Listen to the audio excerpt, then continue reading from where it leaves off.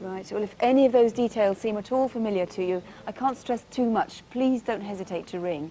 It's important to find this man as soon as possible. The number here, once again, is 0500 600 600, or you can call the incident room at Wakefield on free phone 0800 318 001.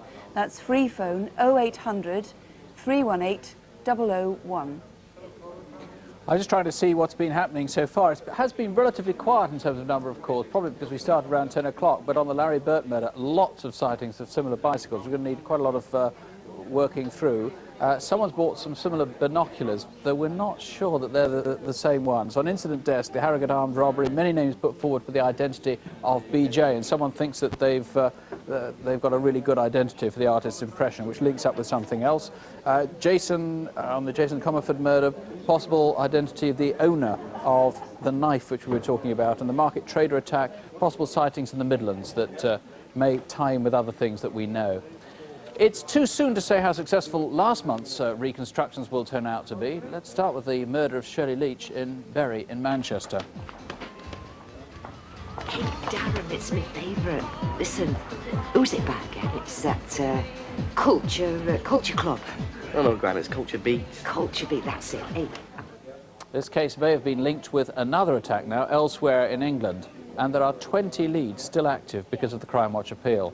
Next, the Preston supermarket raid. There's no more! You've got it all! About 50 names are now being checked, and 2 of them look very promising. There are no arrests so far. On photocall, though, 2 direct results. A man wanted in connection with a death was traced from Manchester to London and gave himself up to the police. He's been charged with 2 offences.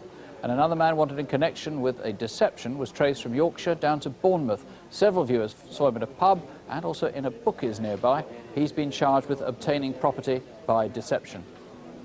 The 2 other photocall cases have both made great progress because of viewers' calls. More on them, we hope, next month.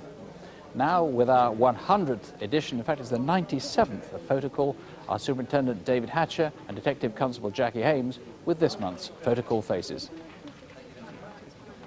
Does this man look familiar?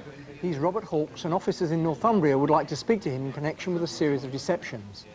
Since September last year, a number of people have lost thousands of pounds when purchasing and selling classic and high-performance cars. They've been lured to several locations on the continent by a man using different names.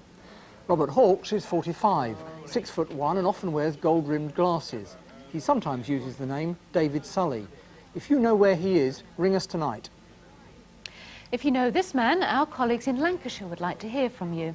Here he is, just before noon on February the 26th at a National and Provincial Building Society in Blackburn. Armed with a revolver, he demanded money from the cashier, placed it in a white carrier bag and made his escape. He's around 40, 5'9", with dark hair and was wearing a blue padded jacket with a white flash on the sleeve. If you know who he is, call us now. Do you recognise this couple? Our colleagues in Manchester would like to speak to them in connection with a serious attack. In the early hours of Sunday the 30th of January, this woman went to a petrol station in Farnworth, Bolton. She left the garage with a male passenger in a green Vauxhall Cavalier, registration UND 804X. A short time later, 2 men were attacked in a nearby street. They both received serious facial wounds which needed several hours' surgery. The passenger in the green Cavalier is in his early 30s, 6 foot with dark cropped receding hair. The woman is about 25, 5'4" with fair shoulder-length hair. If you recognise either of them, please call. If you work in the textile industry, you may have come across this man. He's Gulzar Ahmed, and colleagues in the northwest of England would like to speak to him in connection with a series of deceptions.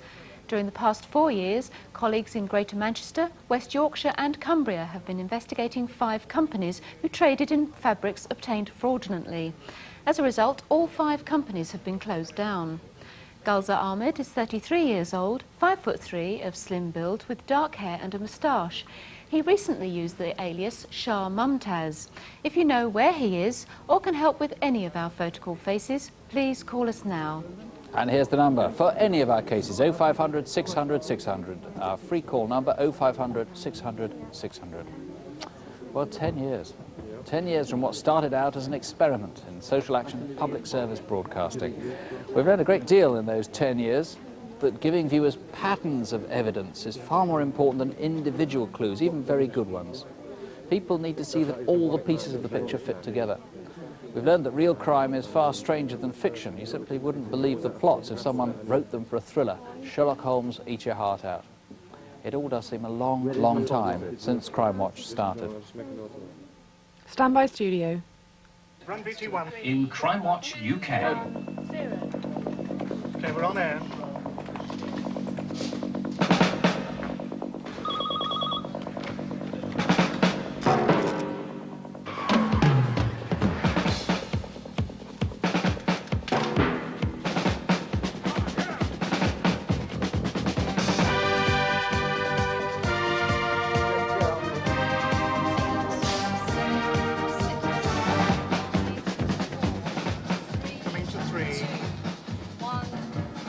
Mix and lighting change. Crimewatch is based upon a West German format. It was brought to us, we liked the look of it, thought it had some merit and would appeal to a British television audience. That's the easy bit. The difficult bit, of course, is that you have to convince the police that they should cooperate, because if they don't cooperate, there's no programme. I was somewhat sceptical right at the beginning, as were my senior colleagues. We thought we might be being used by the media. We were somewhat distrustful of the media at that particular time. But we found out that within a year there was great potential for this programme, that it was shortening investigations, it was helping us to capture and convict people who otherwise would have escaped conviction and committed other offences. And within about 15 to 18 months at the longest, there was not a police service in the country who hadn't either featured a crime on Crimewatch or asked to feature a crime on Crimewatch. So we're going to ask you to turn amateur detective and help out the professionals.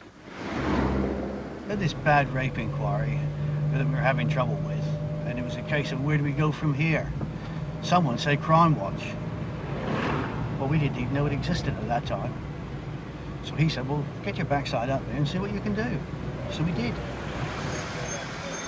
Crimewatch.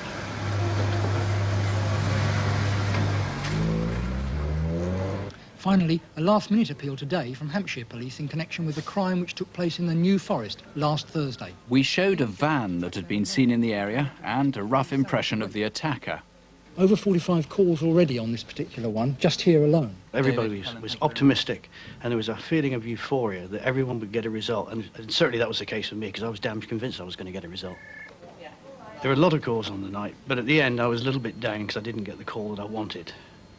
But within hours of returning, I was back up in London again as a result of an anonymous telephone call that came in through the programme, telling us who the person was and where the van was.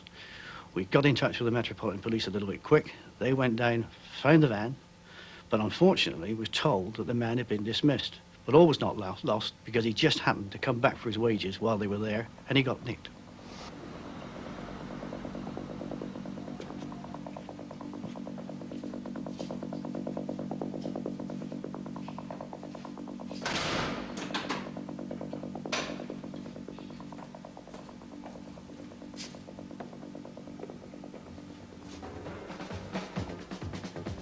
Hello and welcome back. The response to Crimewatch this month has been enormous. The phones have been humming. It's been a very exciting evening here so far. We've been taking a rather low volume of calls here tonight. We've had a hectic evening here and we've had an overwhelming response. We've had a particularly large number of calls here this evening. It's been ghostly quiet the last half hour here, which perhaps given the time is not all that surprising. From what was actually quite a slow start, we've now had a flood of calls on all our cases. Right from the start, Crimewatch worked. Viewers amazed us by their ability to remember obscure details from months ago or sometimes even years ago. By programme 3, we had 9 million viewers. But we discovered size isn't everything. One particular night, the audience slumped to just 3 million. Good evening. On behalf of the BBC, I'd like to welcome you all here tonight to Television Centre and to this edition of Crimewatch UK. I know that we've all been very concerned about events in the Gulf today, and I can now confirm that BBC One is going to be given over entirely to the outbreak of war tonight. But we have been given a slot on BBC Two. We began to feel almost as if the fates were stacked against us, and I remember the feeling of disappointment